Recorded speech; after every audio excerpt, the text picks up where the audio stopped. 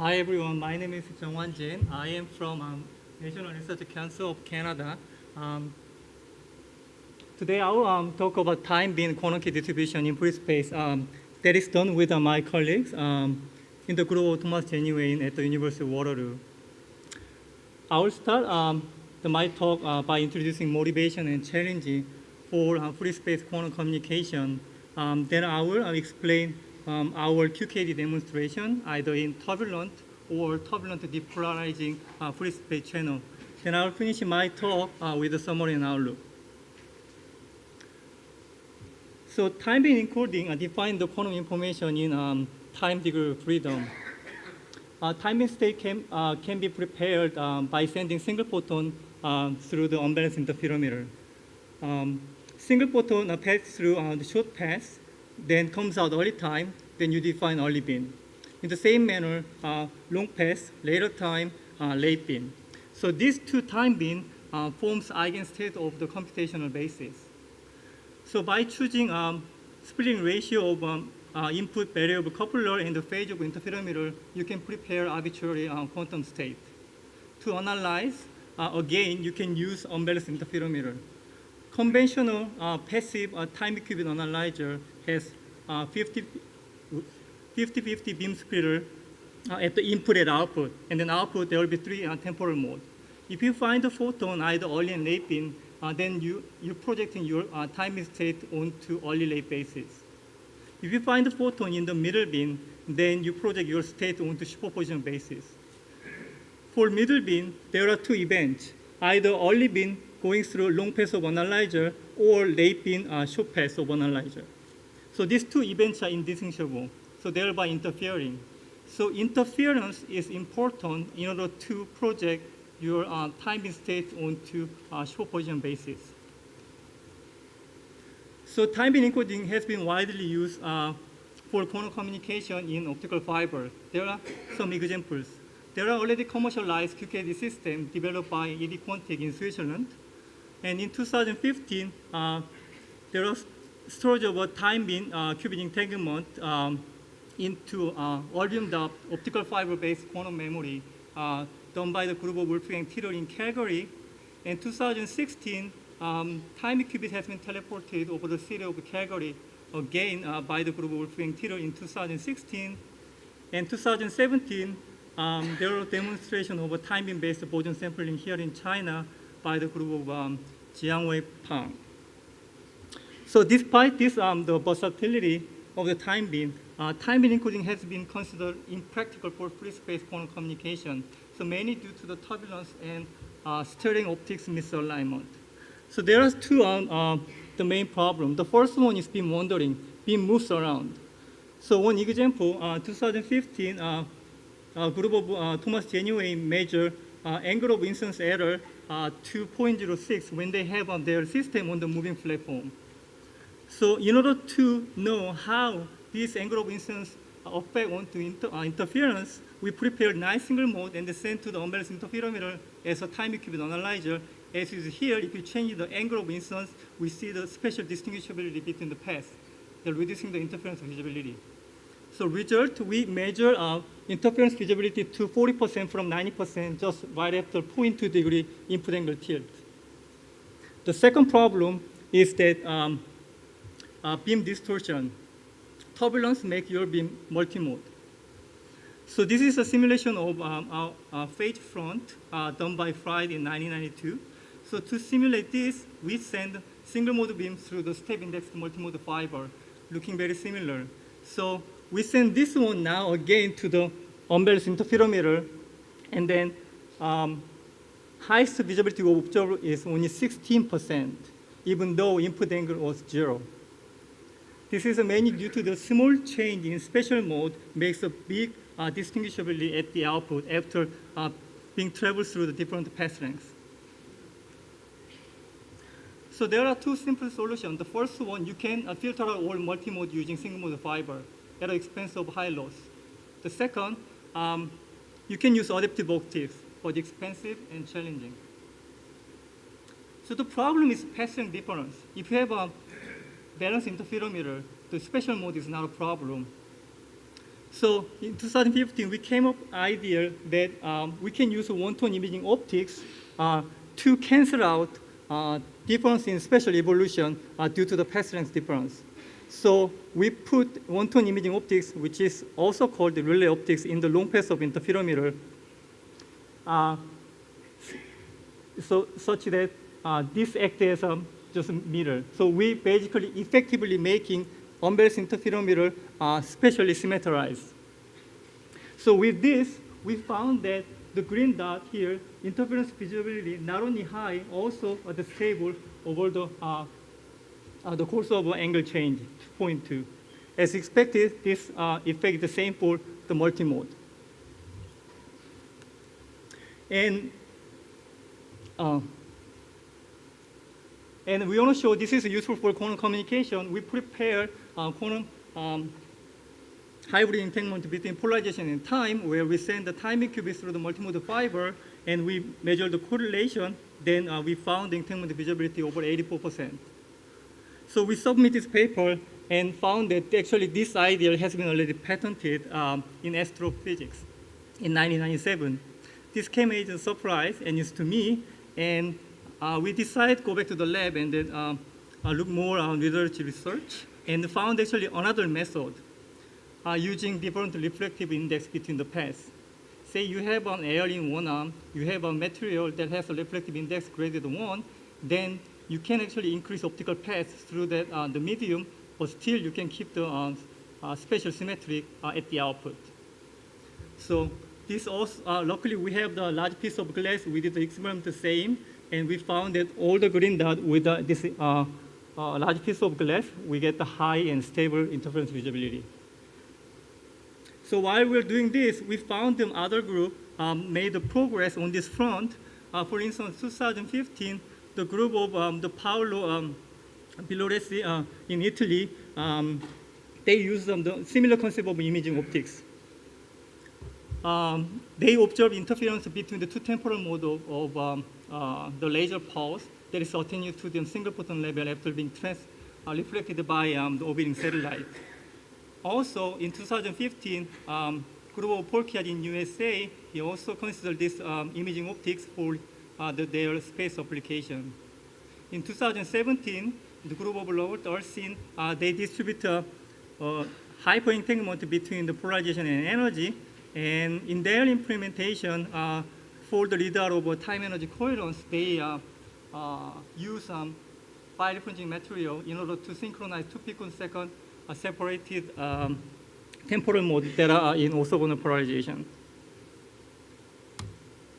So here's the schematics of our time-beam qubit quantum key distribution.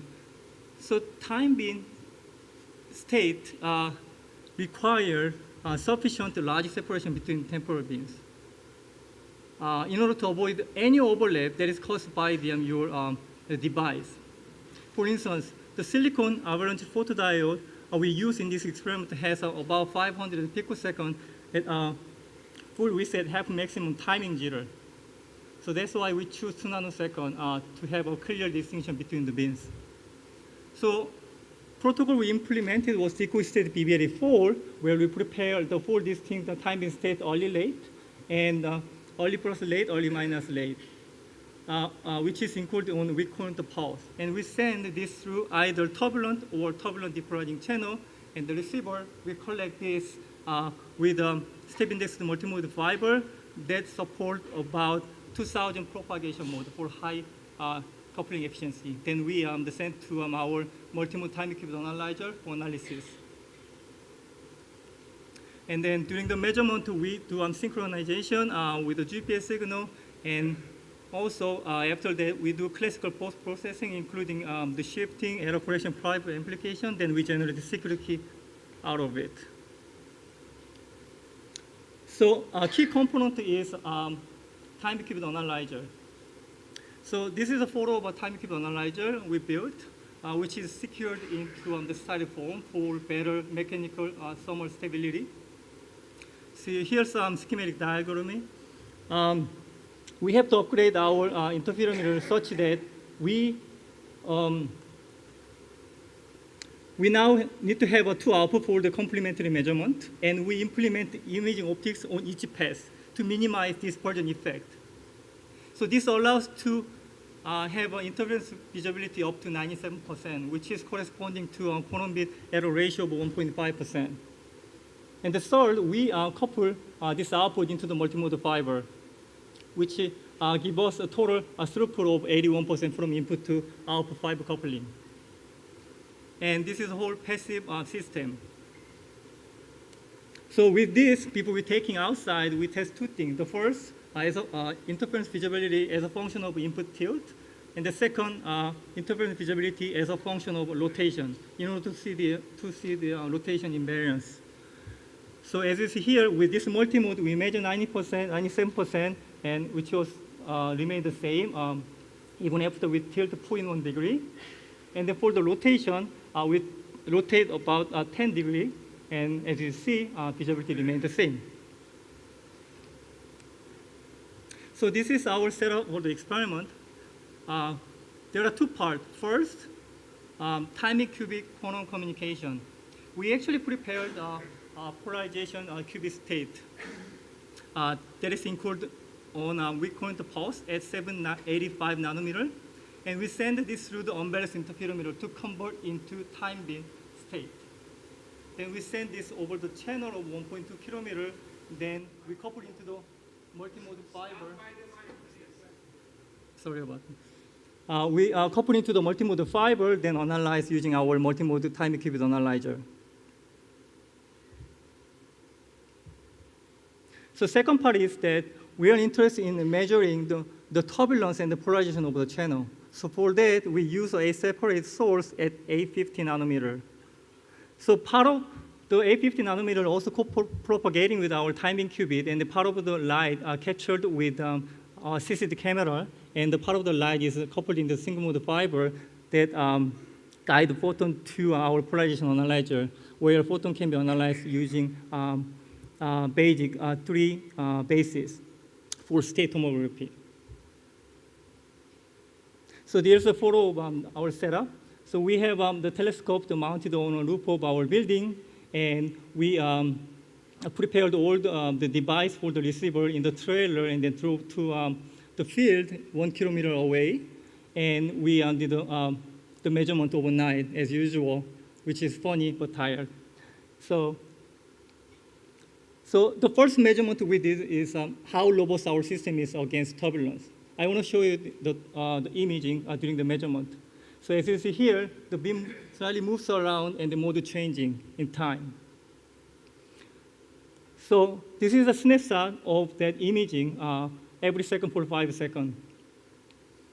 So to evaluate the degree of turbulence, we measured the angle of deviation of centroid of that image, which can be connected to coherence length, which defines the area where the phase correlation is preserved. So the red dot, so if you find the coherence between 10 and 20 centimeters, which means turbulence is negligible. So for this measurement, which is red dot, we measure this coherence length between 6 and 10 centimeters, which is a weak level of turbulence. So with average value of 7.83 centimeters. So this black asterisk is corresponding to quantum bit error ratio for time-beam qubit. So to synchronize this imaging with our time-beam qubit, we block a receiver telescope where it brings the time-beam qubit to maximum 50%. Since the camera memory has only a 60 seconds, we have to make the several synchronization, the beam blocking. So message is that even though we see this red, big fluctuation of coherence length, we see relatively stable time-beam qubit, which allows to generate secure key in the asymptotic limit. Second measurement we did was how robust our system is against depolarizing channel. Actually, we measure high purity of polarizing state with a photon that transmitted over the free space channel. So in order to simulate the depolarization effect, we actually rapidly twist the single mode fiber that is connected to the sender telescope, like this.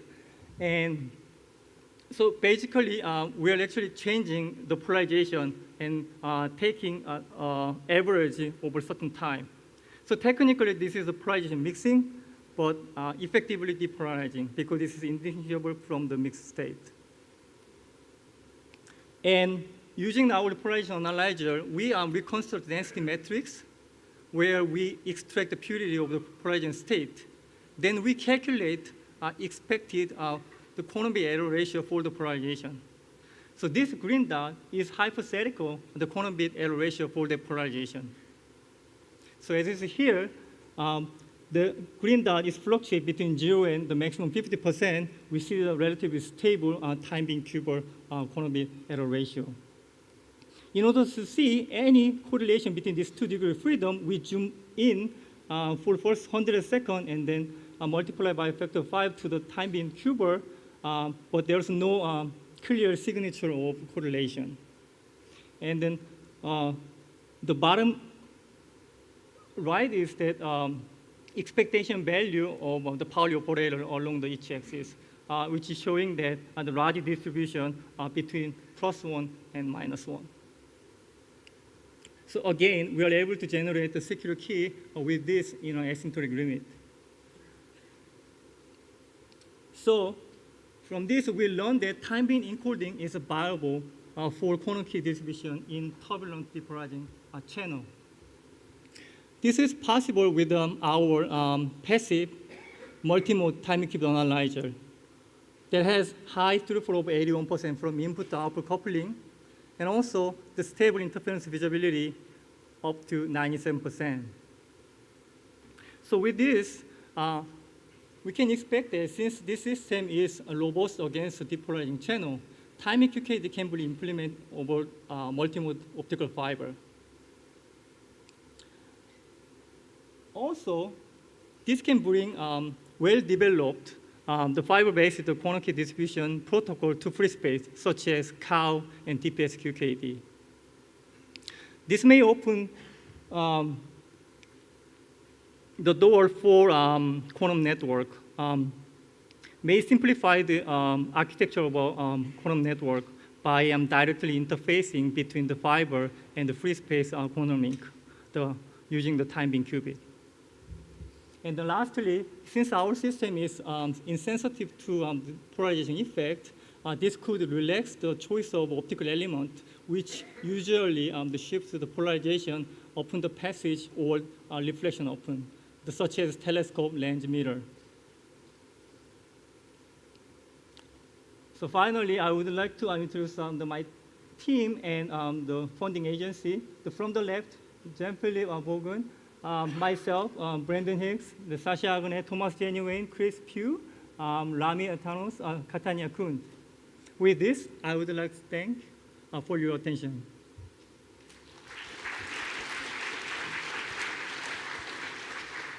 Thank you. Questions? Maybe I have a question. It's very nice, your interferometer, which is not sensitive to multimode. You mentioned we could use now QKD in multimode fibers. Did you consider dispersion, mode dispersion in the fibers? Because this will smear out your peaks, no? If you have a long fiber and a high repetition rate, it will maybe.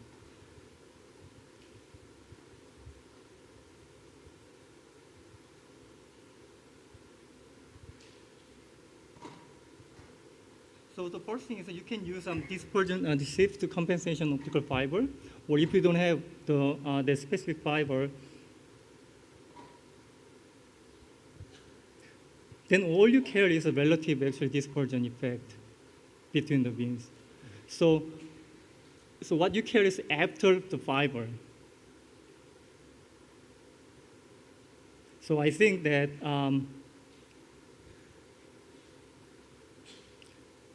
the dispersion effect could not be the matter for the common part, which is optical fiber, because they are the same for each the time beams. Well, we can discuss this during our lunch break. A last question before the lunch break? No more question? Then let's thank all speakers of this session again.